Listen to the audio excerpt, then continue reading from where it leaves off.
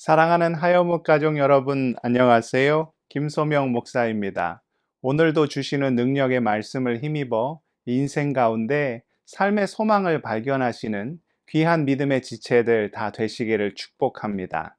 이 시간 본문은 신명기 16장 16절에서 17절입니다. 너희 가운데 모든 남자는 1년에 3번 곧 무교절과 칠칠절과 초막절에 내 하나님 여호와께서 택하신 곳에서 여호와를 배웁고 빈손으로 여호와를 배웁지 말고 각 사람이 내 하나님 여호와께서 주신 복을 따라 그 힘대로 드릴지니라. 아멘. 남편들이 제일 두려워하는 날이 있습니다. 바로 결혼 기념일입니다. 한 해를 평안하게 보낼 것이냐, 아니면 큰 죄를 지은 사람처럼 살아갈 것이냐를 결정하는 아주 중요한 날이지요. 그런데 바쁜 일상을 지내다 보면 전혀 의도치 않게 잊어버리고 그냥 지나치게 되는 경우가 있습니다. 그것을 깨닫게 되는 순간 어떻게 됩니까? 등에는 식은땀이 흐르고 머릿속은 새하얗게 변하게 되지요. 그야말로 멘붕이 찾아옵니다. 결혼 기념일은 소중한 날입니다. 물론 부부가 항상 서로에 대한 사랑의 마음을 품고 그것을 적극적으로 표현하며 살아야 하지만 삶이라는 것이 항상 그럴 수만은 없지요. 직장 생활하랴, 아이들 키우랴, 이것저것 신경 쓰면서 지내다 보면 빠르게 흐르는 시간들 속에서 자칫 서로에 대해 소홀해질 수가 있습니다. 그럴 때 중요한 것이 바로 결혼 기념일입니다. 선물이나 편지를 통하여 서로의 마음을 전하고 또 특별한 시간을 통하여 서로의 사랑을 확인할 때 부부는 계속해서 아름다운 사랑을 이어갈 수가 있는 것이지요. 오늘 말씀에 보면 하나님께서 이스라엘에게 절기를 지키라 명령하셨습니다. 크게 세 가지의 절기가 등장하지요. 첫 번째는 유월절과 무교절입니다. 이는 출애굽과 관련된 절기입니다. 이스라엘이 민족 단위로서 처음 하나님의 역사하심을 경험한 사건이 바로 출애굽이지요. 그러하기에 출애굽은 이스라엘 민족의 뿌리요 근간이라 할 수 있습니다. 다시 말해 출애굽을 나의 역사로 고백하는, 출애굽을 통하여 하나님을 나의 하나님으로 고백하는 자가 바로 이스라엘 백성인 것이지요. 특히 유월절은 하나님께서 애굽에 내린 10가지 재앙 중 마지막 사건과 관련된 절기입니다. 당시 애굽의 모든 처음 태어난 것은 사람을 포함하여 짐승까지도 다 죽음을 맞이하였지요. 그러나 하나님의 명령에 순종하여 좌우 문설주와 임방의 양의 피를 바른 이스라엘의 가정은 그 무서운 심판이 6월, 영어로는 패스오버, 그냥 넘어갔기에 그 놀라운 주의 구원을 기억하고 또 기뻐하는 날이 바로 6월절이지요.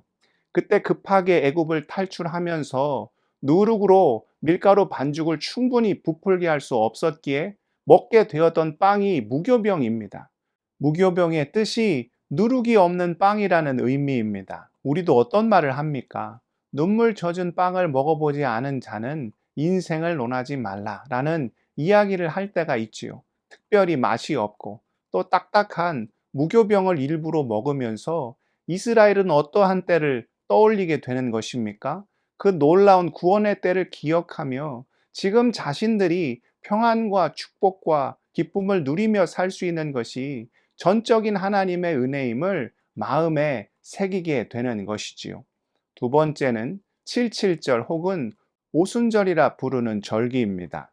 칠칠절이라 부르는 이유는 보리를 처음 추수한 때로부터 50일이 지난 날이기에 그렇게 부르는 것이요.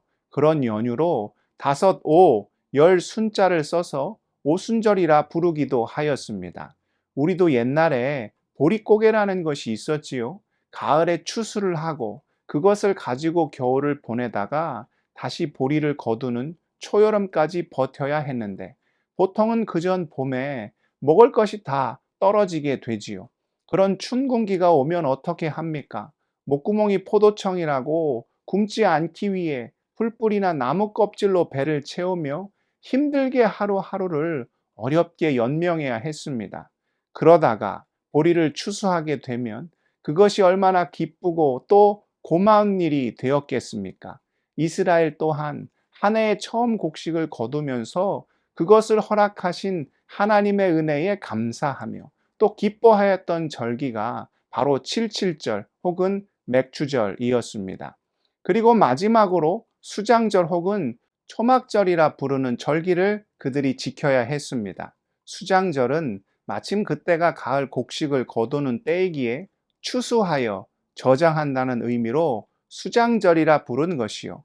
또한 초막절이라 일컬은 이유는 이스라엘이 광야에서 초막 생활을 하였던 것을 기념하는 날이기도 하였기 때문입니다. 이제 이스라엘은 가나안 땅을 차지하여 더 이상 유랑하지 않고 정해진 땅에서 집을 짓고 사는 안정적인 삶을 살게 될 것입니다. 그러다 보면 그 은혜를 그들이 어떻게 누리게 되었는지 자칫 잃어버리는 안타까운 일이 벌어질 수가 있지요. 나중에는 착각을 하면서 자신들이 원래부터 잘나고 똑똑하고 또 뭔가 뛰어났기에 그런 혜택을 누리게 된 것이다. 이런 심각한 오만과 교만의 마음을 품을 수가 있었다는 것입니다. 그러하기에 모든 것이 풍성하고 풍족하고 넉넉한 수장절에 일부러 평안한 집을 뒤로하고 일정 기간 불편한 텐트 생활을 하면서 그 모든 은혜와 은총이 오직 여호와 하나님께로부터 온 것임을 삶으로 몸으로 기억할 필요가 있었던 것이죠.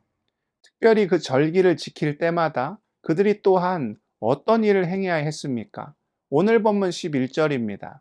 너와 내 자녀와 노비와 내 성중에 있는 레위인과 및 너희 중에 있는 객과 고아와 과부가 함께 내 하나님 여호와께서 자기의 이름을 두시려고 택하신 곳에서 내 하나님 여호와 앞에서 즐거워할지어다. 또한 오늘 말씀 14절입니다.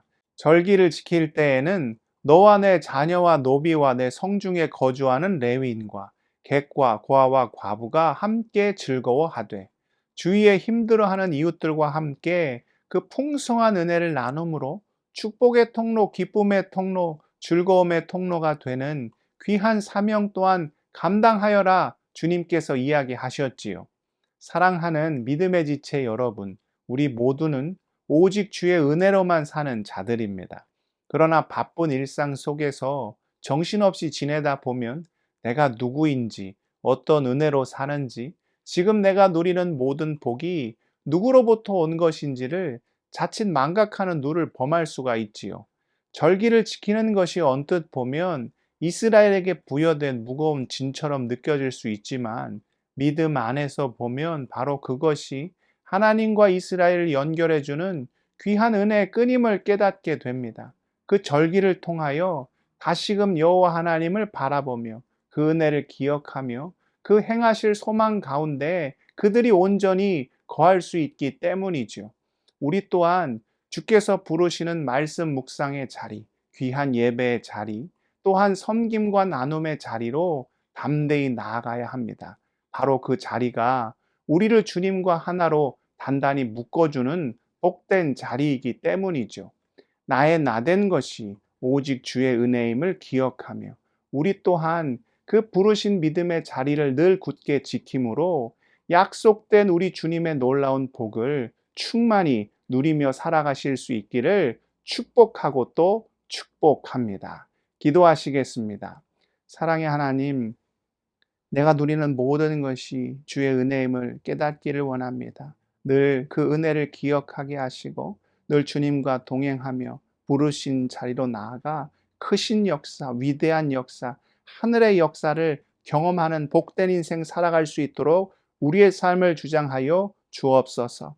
지금도 병상에 누워 눈물을 흘리며 기도하는 모든 환우들, 그 아픔과 고통을 주님께서 친히 아실 줄 믿습니다. 못 박힌 손으로, 권능의 손으로, 치유의 손으로, 보혈의 손으로 안수하여 주시사 놀라운 주의 기적을 경험케 하여 주시고 우리 삶의 모든 고통과 아픔의 일들 주님께 올려드릴 때 흠양하여 주시사 하늘 문을 여시고 놀랍게 응답하여 주실 때 차고 넘치는 하늘의 복을 누리며 살아갈 수 있도록 아버지여 우리의 삶을 주장하여 주시고 온전히 인도하여 주시옵소서. 오늘 하루의 삶도 주님께만 온전히 올려드리오며 존귀하신 예수 그리스도의 이름으로 간절히 기도드리옵나이다.